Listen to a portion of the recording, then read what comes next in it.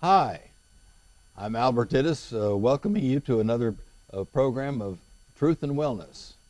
I'm glad to have with me as my guest today Officer David Cole of the Dickson, Tennessee Police Department. Officer Cole has been talking with us here before about crime prevention, but today we have a special need to talk with you, Officer Cole, because we've heard on the news about a terrible incident of violence in the State University in Oregon. Roseburg, Oregon, I guess, to be particular. And this, unfortunately, is nothing new. But I guess we need to hear from people like you on how to handle situations like this. You know, what do you do if you're in school and somebody just starts shooting and you're, completely unprepared? And without going through the whole entire program by any means, we do teach a response to sudden violence class at the Dickson Police Department. And basically, it comes down in a nutshell if something like this happens. And we live in a time and a day now that this very well may happen right here in our backyard. Antioch, it just happened. We just had a shooting in Chattanooga, now in Oregon. Basically, if you'll remember three things: run, hide, or fight. So when you hear what you think is gunshots, it's not the time to sit and tell yourself, well, that may be firecrackers. It may be just fireworks themselves. You need to run away from that sound and call 911 and say, I'm hearing shooting. I'm hearing what I think is shooting. And let the police respond and investigate that. So if you can, if it's where you can get out, run and get to a safe location and then call 911. The second option is if you can't run, if the shooting is coming from a portion of the building or the property that you're on, but you can't get by without passing that particular shooter and there's no other option for you to get out, the biggest thing for you to do is hide. And when I say hide, I don't mean just climb under a desk somewhere. Get into a secure location as you can. Get into the room and shut the door and actually physically lock that door. Put as much stuff in front of that door that you can find, whether it's a desk, a couple of filing cabinets. Get all this, everything that you can, and get up against that door, and it makes it harder for that attacker to open that. And the third option is to fight. If you're presented with that thing with the shooter is just right in front of you, you're trying to get away, and all of a sudden you round the corner, there they are. Well, if they already have shot other people, know that they're probably going to shoot you. So the only option that you do have at that point is to fight and use every ounce of strength. There's a book out called Violence of Action. That's the time to use all the violence in your body. Do whatever you can basically to survive. So those are the three components of that. But also when you do hide, that is of course a good option if you can't run. If you do hide, when you get into the room, lock the door, make sure that you do lock that door. That's important, because if you look, and I believe it was the Virginia Tech shootings a while back, the shooter, and this is a known thing and it's out, the shooter actually went to a door. There were people inside. They did lock it and they did put things in front of it. The shooter tried the door and was not able to get in, so he didn't want to waste time. He knew he had a goal in mind. He wanted to create as much havoc as he could. So he tried the door. It was locked, so he immediately went to the next door, which unfortunately was unlocked, and there was a whole bunch of students in. He went in the door and actually executed every person in the room, then killed himself.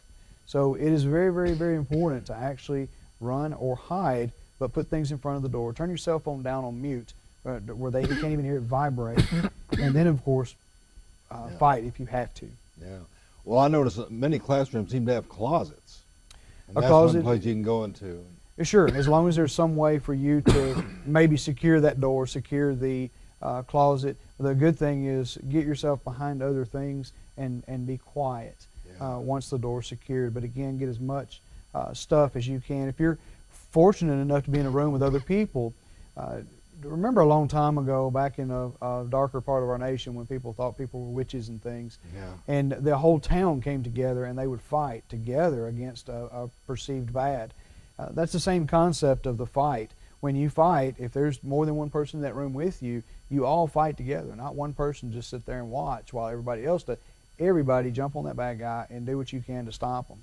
Know that one person may get hurt, but know that you're probably helping to save 5 or 6 or 7 other people in the room with you. And I think some teachers have been in this category that kind of put themselves in front, and absolutely, they lost their lives, but yes, saved the lives of a few kids. Well, my gut reaction in fight is to try to knock the gun out of the guy's hand. But I don't know, In a situation like that, it requires a lot of self-control and composure, I guess. You know. Just also think of all the weapons that you have at your disposal in a classroom atmosphere. You have chairs, you have pencils, you have pens. A pen can be a stabbing type instrument to impale someone if you needed to. And when I say that, I'm not saying hit their hand with it. Don't hit them lightly and say, hey, stop that. Yeah. Run it through their eyeball if you have to. I know that sounds bad, but you've got to stop them from doing what they're doing. So if you look at a deer that has the will to survive after it has been shot, and a lot of the times the people will have to track those deers for a long way because they do have that will to survive. If you have a shooter in there that has a will to survive up to a certain point, he'll create mass havoc and continue shooting people until he is finally stopped by either the police or by himself or by that person he just ran into that doesn't want to give up. Yeah. Well, they're obviously full of fight. It seems though like most of them, at least what you hear on the news, take their own lives after they've done all the damage they can do. Most of them have that mentality. If you'll look back throughout all the ones that we've had in the past, that most of them will come in and shoot as many people as they possibly can because they want their 15 minutes of fame. They want to be on the TV. They want to be copycat serial killers, if you will. And then all of a sudden, when they are presented with the police, knowing that the police are going to shoot them, they don't want the police to wound them.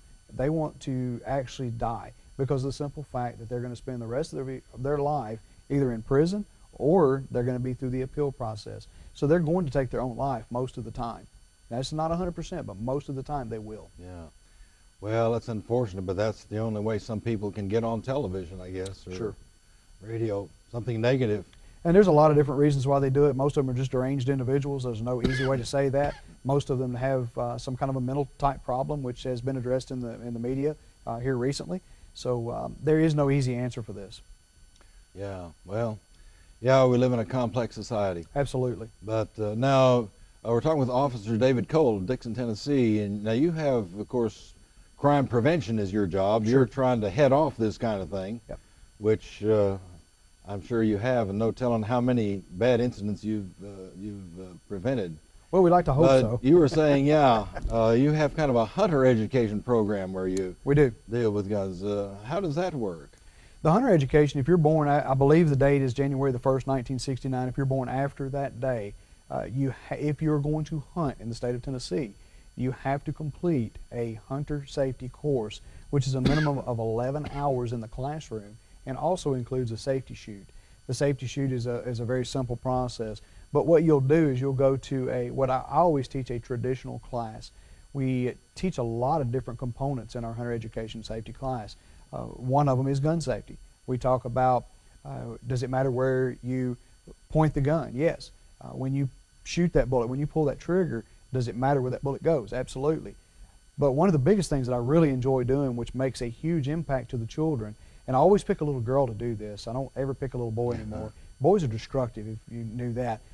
I pick a little girl, and what I'll do is I'll take a can of shaving cream, and all these students right here watching, take a can of shaving cream, and I actually put just a big lump of shaving cream in their hand, and then I get somebody, a boy generally, to be a timer, and I get them to time me for 15 seconds, and I say, your goal, I'm talking to the little girl, your goal is to put that shaving cream back in that can. Well, the boy, I say, okay, ready, go. Well, the little girl sits there and looks, and they're analytical. They sit and think about it. Little boys, they'll slap it real hard and try to splatter stuff everywhere, and it makes a mess. But, of course, after 15 seconds, the shaving cream is not in the can. So the moral to that story, of course, is once you pull the trigger, you can't call the shot back. You can't put it back in the gun. Yeah. It's gone. And wherever that muzzle was pointed is where that bullet's going to go. And you can use that same concept with a BB gun. You can use it with a bow and arrow. Once you let the arrow go, it is going wherever it was aiming at, and there's nothing that you can do at that point to stop it. So you better hope that you were pointing in the right direction. Yeah, right. Or at the target, Exactly the deer right. or whatever it is they're hunting. And we teach a lot of ethics. We teach tree stand safety. We teach the ethical side of hunting. We teach, Aldo Leopold was the father of modern day wildlife, and he basically said ethics, according to wildlife, is doing the right thing when no one else is around. Even if it might be legal, but is it right? And we talk to the kids in depth about the ethical side of hunting. Well, what's unethical? What's an unethical thing they can do in hunting? Well, believe it or not, if let's take for instance, and there's a video that I've watched before that's kind of funny actually. Someone borrowed somebody's property. Hey, can I borrow your place? Can I hunt? They said, sure. Just make sure you shut the gates. Oh. If they're open, leave them open. If they're shut, shut them. So this gentleman went out, and this guy's prize bull was in this field. He walked through and left the gate open. Next thing you know, the bull got out. That's not good. Or let's say ethical, say you have a duck and you're duck hunting and you have that duck stamp. And all of a sudden you see ducks sitting on the water. Now, it's not technically illegal to shoot them on the water, but is it right? Is it ethically right? Is it ethically right to shoot into a squirrel nest just to see if there's a squirrel in it or not?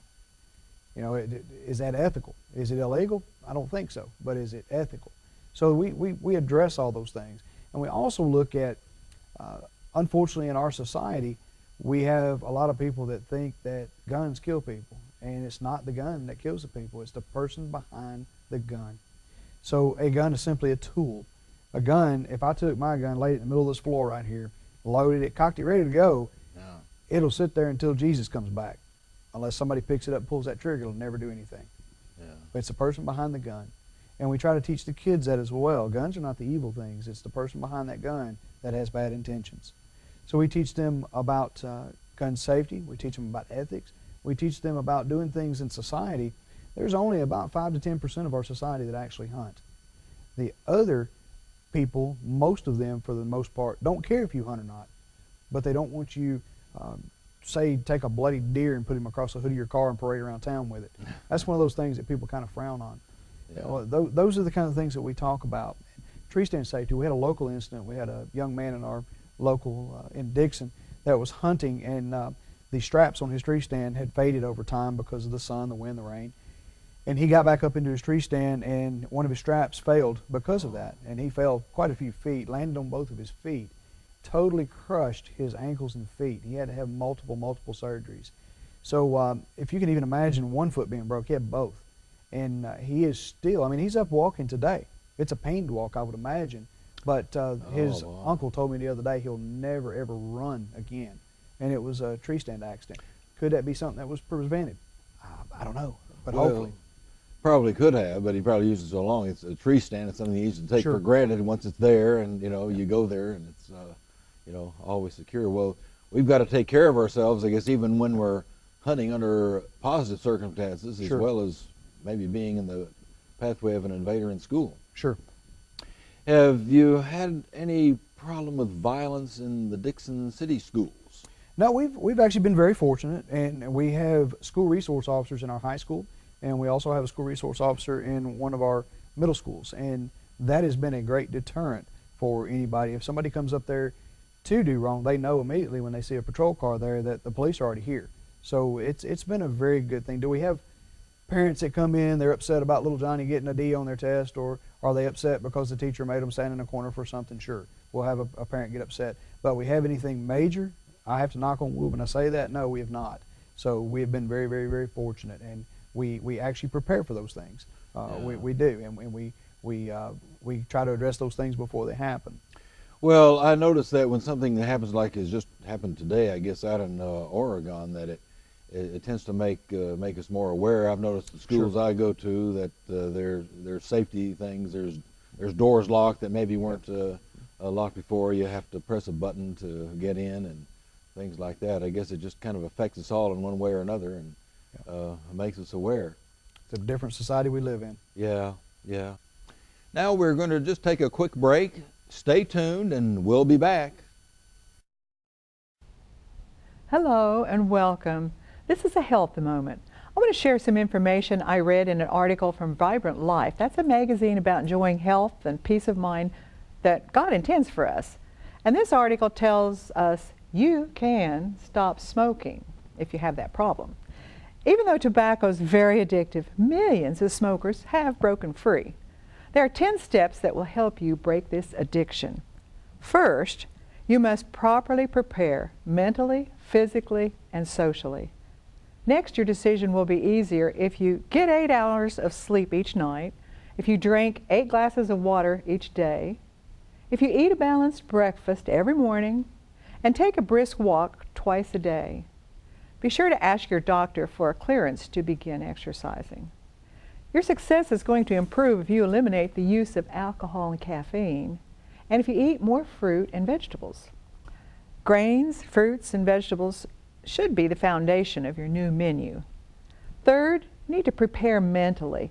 You need to rehearse mentally how you're going to act when you become a non-smoker. I love being free from smoking. You need to repeat this frequently. I love being free from smoking. You'll need to politely avoid smoking and drinking friends during this period. Old friends just might pressure you to smoke with them. Keep a record. During this time, record every cigarette you smoke or every urge that you have to smoke. This will prove invaluable as you study your tobacco addiction. Keep all your cigarette butts in a sealable plastic bag to remind you of the pollution that your lungs have processed. Brush your teeth with mint toothpaste. Take warm showers. Hold something in your hands, and even join a support group. There are many other suggestions and hints for helping you stop smoking. You can stop. To receive this information and much more, how you can stop smoking, find us on our Facebook page or contact us at www.health-hope.org, and that's where you can request our free pamphlet from the Vibrant Life magazine. Okay, welcome back. Glad to have you with us again. I'm Albert Tittis here in this program of Truth and Wellness, and today we're talking with Officer David Cole from the Dickson, Tennessee Police Department. This brings up the question, too, of gun control. Who should be authorized to carry guns? I know you're authorized to carry a gun. Sure. And but should school teachers, but that's probably different. Well, I can give my own personal opinion. I don't believe that the school district should make or force any teacher to carry a gun, but I do believe, in my own opinion there, this is not the opinion of the Dickson Police Department, it's my opinion. My opinion is there are certain people in those school systems that if they chose, yes, I will carry a gun, I'll sign a waiver, I'll get my own insurance, or the school board pay for those insurance, whatever it takes.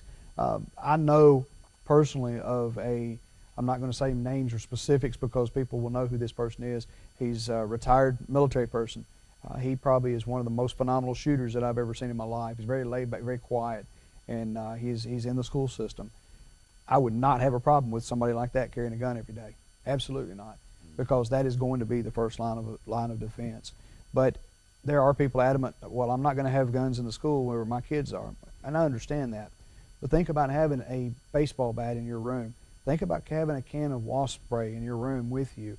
Think about having some of that pepper spray type thing. Having something that you could use as a first line of defense if you had to. Of course, the first line of defense is to shut that door and lock it and turn the lights out and be real quiet. Yeah, I'd never thought of those secondary Sure. items of defense. Yeah, that's something that people could have, and that's, It's just a display item. It's not a weapon. It's a sports equipment. Right. But at a critical time, though, it could deter Absolutely. a shot that would take a human life. Absolutely. But, well, that's just... Now, there's another program that you have here we need to touch on before our time runs out, and that's this Yellow Dot program. The Yellow Dot program is something I'm very passionate about, and I'll turn that around for the camera to see that. That's helping ourselves in case of injury or accident. It is. And the Tennessee Yellow Dot program, this is a folder. Inside of the folder, you'll have a sticker. You'll have a medical information form. And there's a website, of course, with the state of Tennessee that you can go get this material.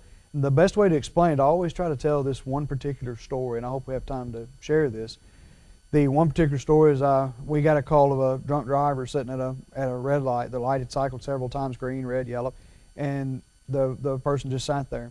So people were blowing the horns. People finally called 911. I think we got a drunk driver sitting here. So I get the call. I thought it was somebody maybe asleep at the wheel. I get up there. It was an older woman. So I activated my blue lights, go up, knock on the window, finally made entrance to the car. She was white-knuckling the steering wheel, holding on just as tight as she could. She was staring at the light. Couldn't get any response whatsoever. So I asked for an ambulance to respond. We had no clue what was wrong with her.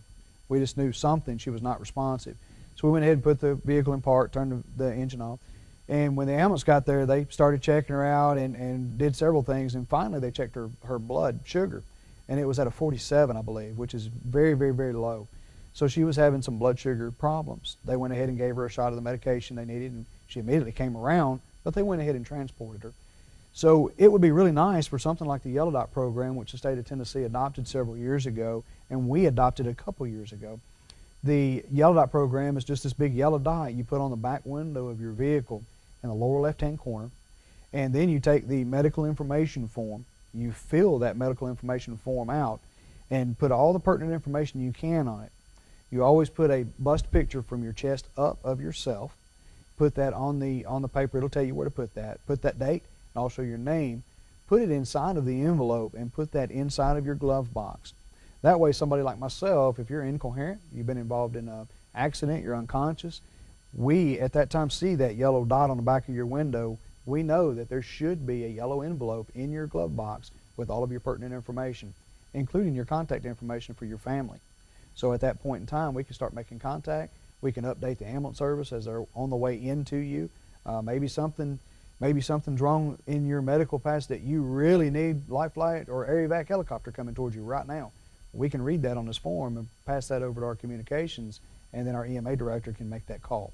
So we can have a lot of help to you in a short period of time with that information. Yeah, and that might save some precious time. Absolutely.